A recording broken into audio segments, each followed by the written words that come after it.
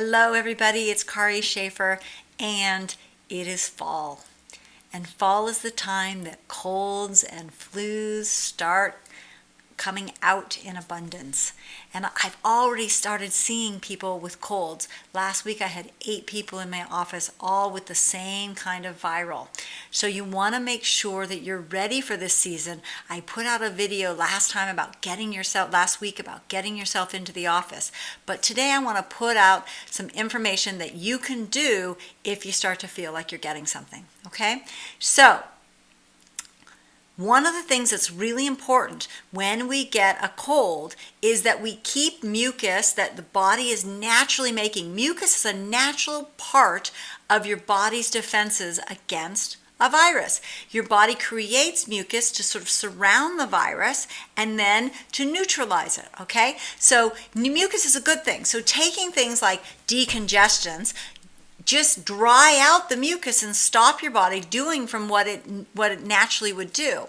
That said, if mucus gets too thick and it isn't able to move out of the body, then we're at risk of getting things like a sinus infection. So we need to keep the mucus moving. One of the best ways to do that is steaming.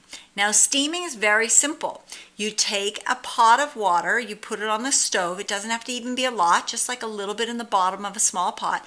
You put a lid on it and you bring it to a boil. You turn the flame off and then you open the lid and you keep your eyes closed, you can put a towel over your head and you breathe in that steam. You don't want your face right next to it when you first open the lid because that can be too hot and that could actually injure you, and you want to make sure that your eyes are closed.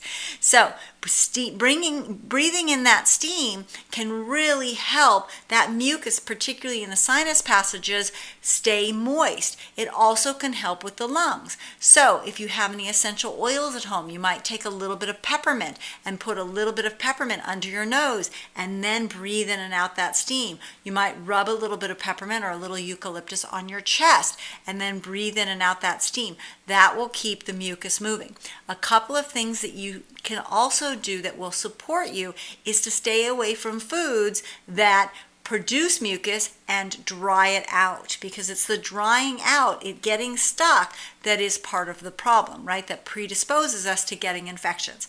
So the drying out happens mucus is produced from eating foods like dairy. So whether or not you have a dairy sensitivity, during the time when you have a cold, you want to avoid dairy. Also, sugar.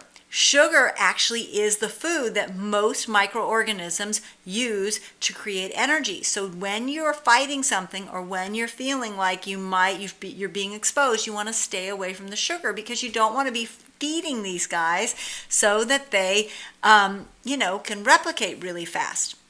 Another dietary choice that you want to make when you are fighting something off is you want to stay away from wheat. Not all grain, but particularly wheat, because wheat has a tendency of drying the phlegm out, right? So you want to keep things moist.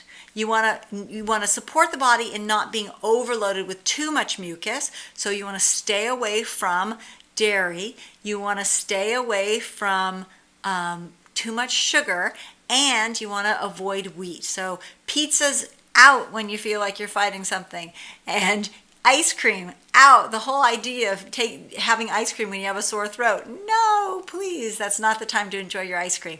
Pizza and ice cream are foods to be eaten when you're feeling good, not when your body is feeling low. So I hope you will listen to me. Take these simple steps, and you may find that you start to fight something and you can very quickly turn it around.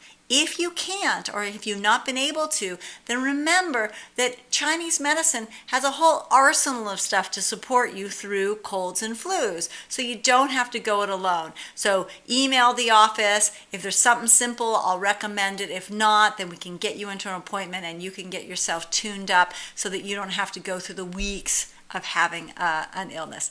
Anyway, sending you all lots of love and best wishes for a very vital, healthy fall season.